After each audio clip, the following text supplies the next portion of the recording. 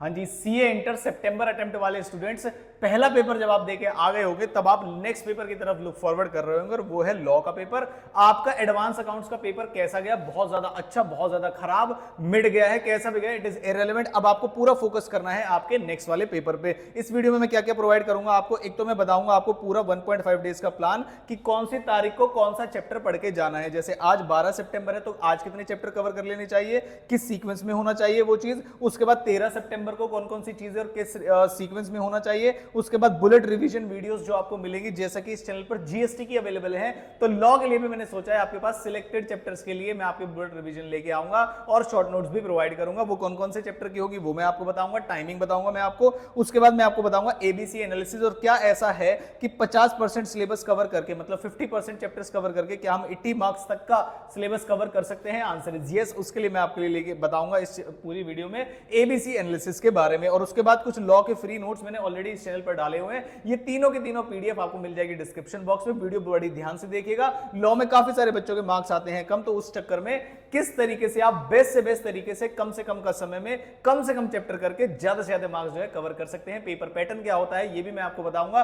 कौन सा एक्ट कौन से चैप्टर से आने वाला है, सब कुछ फिक्स होता है, वो चीज मैं आपके लिए बताऊंगा कि लॉ का पेपर पैटर्न क्या रहने वाला है, कौन से क्वेश्चन नंबर में कौन सा पेपर आने वाला है। तो वीडियो रहने वाली है बहुत ही ज्यादा मजेदार, तो वीडियो को पूरा देखिएगा। चलिए शुरू करते हैं, और हाँ, वीडियो को लाइक जरूर कर दीजिएगा।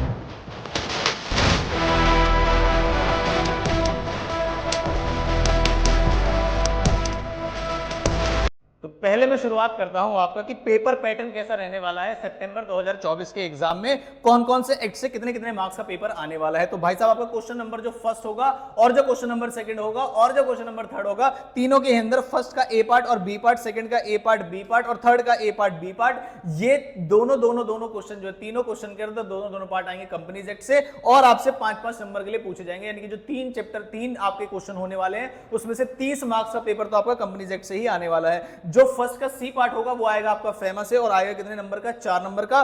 फिर सेकंड का जो सी पार्ट होगा वो आएगा जनरल क्लॉज एक्ट से, और वो भी 2+2 करके पूछा जा सकता है, 3+2 करके, जैसे 5 नंबर का क्वेश्चन है वो सब पार्ट से पूछे जा सकते हैं। फिर थर्ड क्वेश्चन में आने वाला है आपका इंटरप्रिटेशन ऑफ स्टैट्यूट। ऐसा किया जा सकता है हाइपोथेटिकल सिचुएशन में कि सेकंड के सी पार्ट में जनरल क्लॉज की जगह इंटरप्रिटेशन डाल दे और यहां पर जनरल क्लॉज डाल दे, या फिर ए और बी पार्ट में ऊपर नीचे कर दे। लेकिन जैसा पैटर्न मैं बता रहा हूं आपको, 110% श्योरिटी है कि इसी पेपर पैटर्न पर आपको पेपर दिखाई देगा।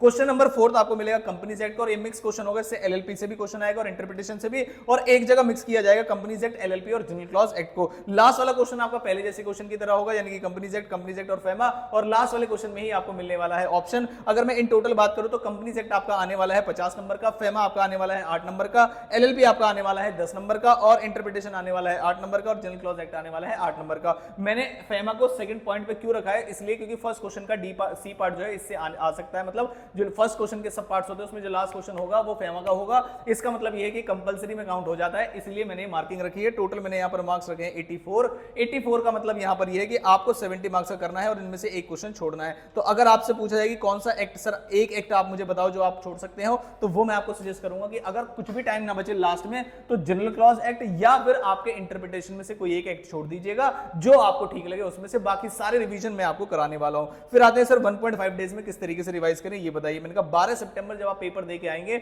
ये दिन बहुत इंपॉर्टेंट होता है आपकी रिवीजन स्ट्रेटेजी का। अगर आप उस दिन आकर सो गए और अगले दिन उठ गए, या फिर रात को पढ़ना शुरू करूंगा, ऐसी कुछ चीजें अगर आपने कर दी तो भाई आपकी प्रिपरेशन को लग जाएगा बहुत ही बड़ा झटका। तो इट इज बेटर कि आपकी जो रिवीजन प्लान है, जो 1.5 डेज का रिवीजन प्लान है, वो बहुत ही सही तरीके से स्टार्ट हो, तब जाके आप चीजों को कवर कर पाएंगे। तो मैंने आपके लिए डाला है, आपको सिर्फ और सिर्फ 5 चैप्टर कवर करने हैं। सर 5 चैप्टर तो बहुत ज्यादा हो जाएंगे, आपने ज्यादा लिख दिया। भाई 5 चैप्टर ट्राई करना, हो सकता है 4 हो जाए, हो सकता है 3 हो जाए, लेकिन ट्राई करोगे तो सब कुछ हो सकता है। और ना ही सिर्फ मैं आपको ये बताऊंगा कि आपको ये ट्राई करना है, रिवाइज करने के, मैं खुद रिवीजन वीडियोस दूंगा आपको, बुलेट रिवीजन वीडियोस, जिसके अंदर आप इन चैप्टर्स को रिवाइज कर पाएंगे। मैं ये नहीं बोल रहा कर लेना, ऐसा करने में मैं आपकी मदद करूंगा। तो कौन कौन से चैप्टर मैं आपको बुलेट रिवीजन में दूंगा ताकि आप आराम से रिवीजन कर सके। तो चैप्टर होगा आपका सबसे पहला जो मैंने यहां पर लिखा है वो है फॉरेन कंपनी का। कंफर्म क्वेश्चन है कि 4 नंबर का क्वेश्चन आने ही आने वाला है, और एमसीक्यू में 1-2 नंबर का पूछा जा सकता है। नेक्स्ट है आपका ऑडिट एंड ऑडिटर, सदियों से पूछा जाता है ये। रजिस्ट्रेशन ऑफ चार्ज का क्वेश्चन है और मैनेजमेंट और एडमिनिस्ट्रेशन। ये 4 चैप्टर्स आपके ऐसे हैं, 2 छोटे और 2 बड़े चैप्टर, लेकिन इंपॉर्टेंट चैप्टर।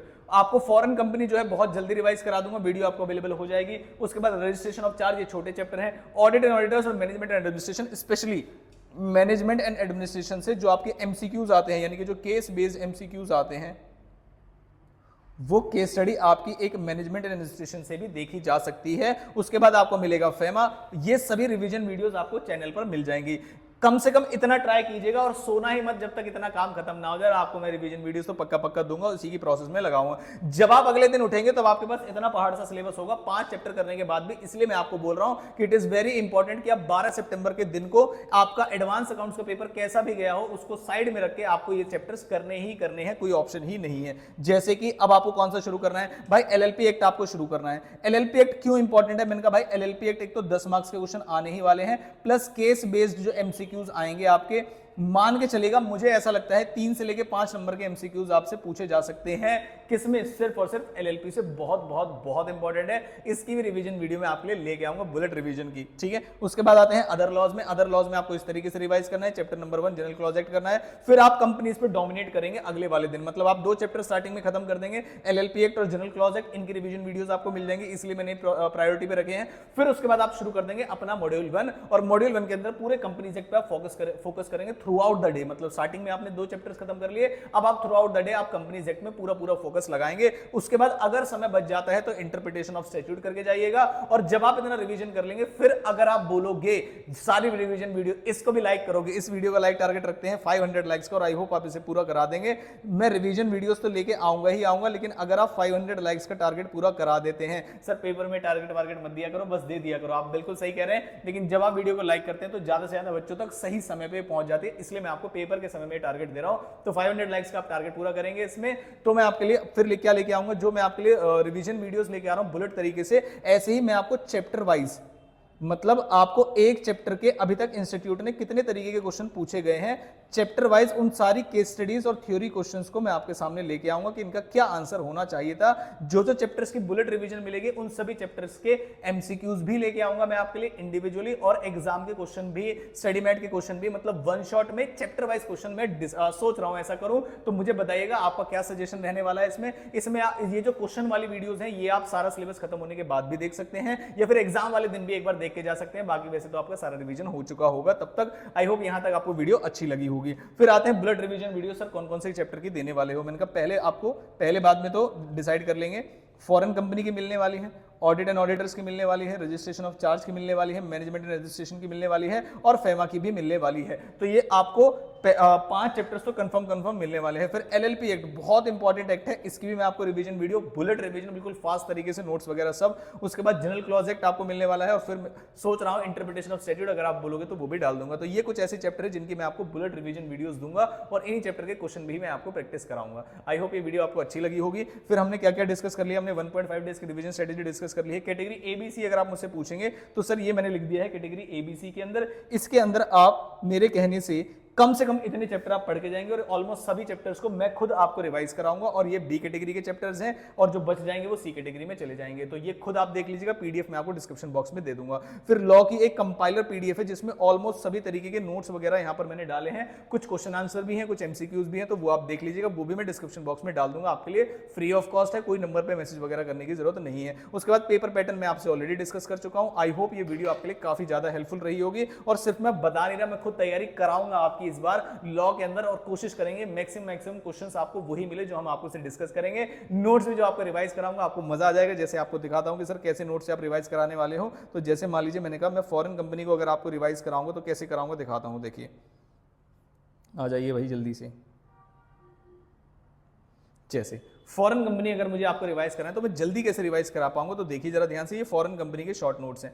सेक्शन सारे कीवर्ड्स यहां पर आपको मिलेंगे, और रिवाइज करने में आपको आ जाएगा मजा। और ये सारे कीवर्ड्स आप आईसीआई के स्टडी मटेरियल से भी मैच कर सकते हैं। ऐसे ही फेमा की मैंने ऑलरेडी वीडियो डाली हुई, शायद 40 मिनट या 50 मिनट के अप्रॉक्स में पूरा फेमा मैंने रिवाइज कराया है, और क्वेश्चन भी मई 2024 में वहीं से आया था। तो आई होप ये पूरी की पूरी वीडियो आपको हेल्पफुल लगी होगी। और आगे भी बहुत सारा कंटेंट आपको, अब टैक्स के लिए जीएसटी, इनकम टैक्स, और ग्रुप 2 वाले बच्चों के लिए, सभी के लिए बहुत सारा कंटेंट आपको मिलने वाला है। हर एक वीडियो को लाइक करिएगा और जैसी जैसी आपको हेल्प मिलती रहे तो अपने वैल्यूएबल कमेंट्स या जो आपको चाहिए चीजें वो आप कमेंट बॉक्स में डाल देंगे, और या अप्रिसिएशन मैसेजेस भी आप डाल सकते हैं, तो मुझे अच्छा लगेगा पढ़ के। और जो जो आपकी रिक्वायरमेंट होगी उनके लिए मैं वीडियोस बनाऊंगा। मेरा क्या प्लान है मैंने पूरा शेयर कर दिया है, आपका क्या प्लान है आप भी शेयर कर दीजिएगा और वीडियो को पक्का पक्का लाइक कर दीजिएगा। मिलता हूं किसी अगली इंपॉर्टेंट वीडियो के साथ।